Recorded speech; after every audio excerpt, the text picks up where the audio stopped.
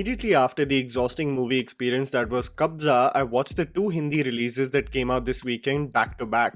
Mrs. Chatterjee vs. Norway, followed by Zwigato. There is a lot to pack in regarding the film, so I'll first start off with the Rani Mukherjee starrer that has been getting polarizing reviews and even more shockingly, perspectives that have become largely political regarding this movie. I wondered why there was so much controversy surrounding it. The ambassador of Norway presumably reprimanded a few people post the screening of the film on grounds of maligning the nation, whereas Nikhil Advani, the producer, sticks by the movie, its treatment, and the real events that transpired in the life of Sagrika Bhattacharya. The film focuses on Deepika Chatterjee and Anirudh Chatterjee, played by Rani Mukherjee and Anirban respectively, a married couple living for 12 years in Norway. After consecutive visits by a children welfare organization, their life completely changes for the worse as their children are taken away from them on the grounds of the household being unfit for their upbringing. The legal battle that the family embarks upon, mostly led by Deepika, exploring the foster care system of Norway, the grounds on which the children are taken away, highlighting the cultural differences of the immigrants in foreign lands, and several arguments for and against the custody of the children. This is the basic premise of this extremely compelling and controversial film. The film starts off with the quote,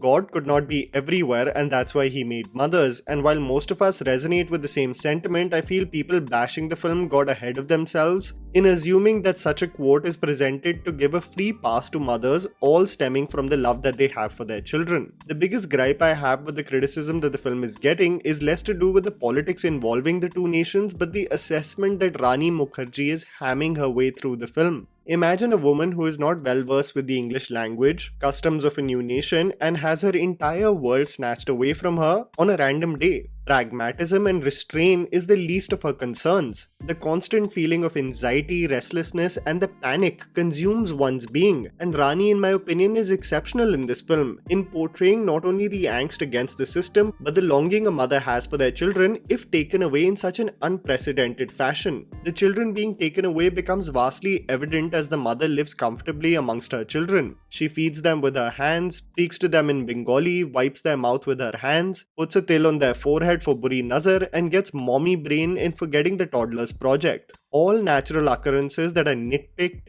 analyzed and deciphered by the officials. This fear and anxiety is something that I assume many immigrants empathize with, while wanting to set up their forever home outside of their homeland. I do have a criticism of the film and its portrayal of the welfare officers. While it's important to highlight the cultural differences and the ill intent that may have been involved in this case, the two officers are portrayed as scheming villains, especially on how they react to the way the court case is developing. This sadistic attitude towards the trauma Rani Mukherjee is facing was straight out of a commercial masala film. Them whispering to each other, almost reveling in the trauma she is facing. This is even further highlighted by a background score, further proving the point that they have evil intentions. This is also true for the case of the portrayal of Deepika's in-laws, all of them having their own vested interests and lacking any form of empathy for what she is undergoing. What I loved about the film, however, unlike other biopics, is that the film sheds light on the couple having far from a perfect arrangement in their household. There are layers brought to the table on why the household may be unfit for the children, and there is some validity to the argument. There is not a case of absolute whitewashing by the creators where the protagonist of the film is showcased to not have any flaws as a mother or wife.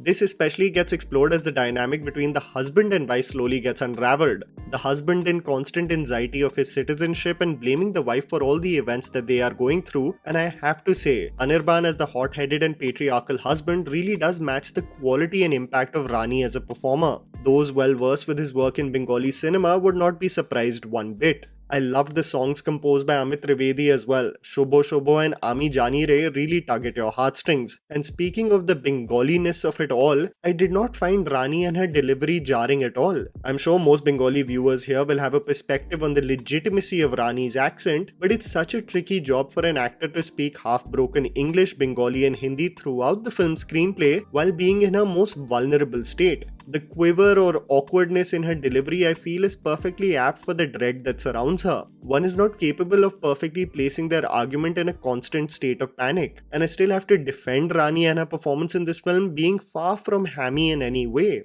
Rani exclaiming relax बोलने से हमको और tension होता है, and that is her state throughout the film, and convincingly so. There is validity to the argument whether the love of a mother is enough. whether the lapses in taking care of a child have a strong standing in considering alternatives. All of these get explored as Jim Sarb, as the confident lawyer with immense clarity, poses his arguments in court. A beautiful scene in the chamber of the court that forms the climax will really be the icing on the cake of what matters the most. I wonder why the film got such polarizing reviews though. Is it because the film gives credit to the government for streamlining the process of getting her children back? Is it because of Rani personally and how people disagree with some of her opinions? Is it because one has a strong affinity towards Norway and a belief that they can do no wrong? I don't know, but from a narrative perspective, I'll stand by this film and will recommend it to you, because it not only boasts of exceptional performances but puts forth several points of debate in your mind, which will account for a great discussion in the comments below. Trust me, however, in the current state of most theatrical movies being about escapism and abandon, this one comes as a breath of fresh air. Moving on to the third film that I saw this weekend, Zwigato, directed by Nandita Das and starring Kapil Sharma and Shahana Goswami in lead roles. The movie presents Kapil Sharma in a dramatic role and solidifies the notion that when actors have been boxed into mostly comedic roles all their life, when they finally get the opportunity to showcase their range, they have an impact like no other actors. A combination of having the ability to surprise and, even more importantly, one acknowledges their capability beyond generating laughs. The case of Sanjay Mishra, Indrans and Jim Carrey come to my mind on how exceptionally they portrayed characters in compelling dramas. The film focuses on the pursuit of survival of a low middle class family that comprises of a husband, wife, their 2 children and the man's ailing mother. With the lack of job opportunities and rising prices, the husband Manas, played by Kapil, is a delivery boy, physically exhausted on the breadcrumbs that he is making, in contrast to the amount of work that he is putting in the job. His hesitance and annoyance in having to depend on his wife to contribute to the family as well makes the dynamic clear.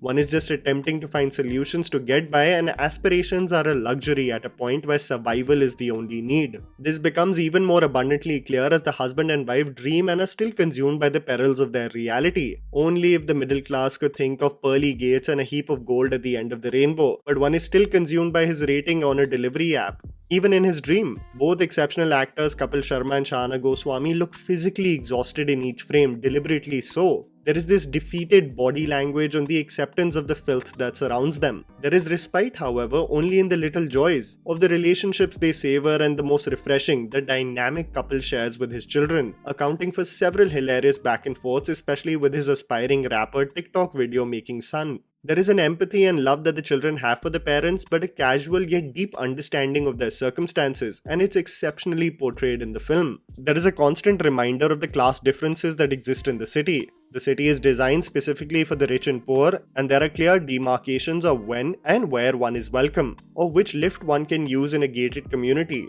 in which washroom they can go to relieve themselves. What's even more sad is that one assumes that they have been dealt the worst card of this thing called life, only when you chance upon meeting someone else whose circumstances are way worse than you could imagine. I have to say that the political commentary of Nandita Das in the film is slightly erratic. You acknowledge the point that she wants to make, but it is sprinkled abruptly in the screenplay. This can be the case of religious intolerance, or specifically her opinion on people being critical of the establishment and how they're silenced at every given instance. The delivery boys count the number of digits that showcase the net worth of the company that they're working in, while breaking their backs for the 15 rupee tip that they'll fight for the day. One can only in life embark upon the attitude of saying tension mat lo, ho jayega sab. And this bittersweet tale of so many people's reality is essentially life. It's mundane, it's harrowing, it's unforgiving, and what we have by the end of the day is each other. And I have to say that through the vessels of Kapil and Shahana, Nandita really does tell the tale of so many that surround us. The 1 hour 45 minute running time seems like a breeze, as you eavesdrop on the natural delivery of the characters and what transpires in their daily life. It is in no way presented to generate laughs and gags from the audience, but seeks for you to be present,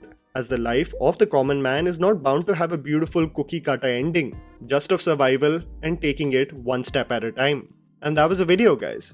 Write it down in the comments below what you thought about Mrs. Chatterjee vs. Norway and Zwigato. Please don't forget to follow me on Instagram, the handle's right in front of you. Follow me at JammyPants4. Also, please support us by smashing the like button and subscribing to our channel for weekly content ahead. Thank you for watching.